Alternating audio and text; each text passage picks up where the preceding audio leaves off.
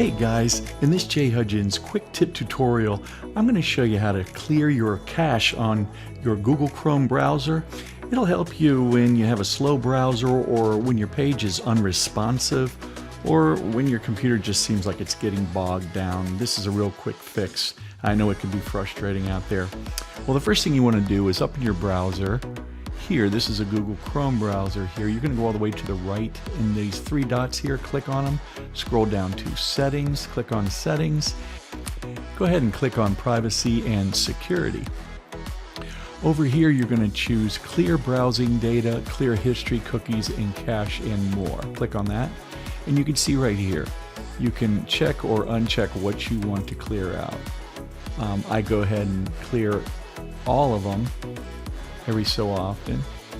You can get even more advanced and you can go down passwords, autofill, site settings, hosted app data, all this stuff. And then you just push clear data. I've already done that, so I'm not going to do it again, but that'll clear out a lot of junk that's been bogging your browsing down. It'll speed up your browsing experience, and so I hope that helps. That's an easy, quick way to clear your cache.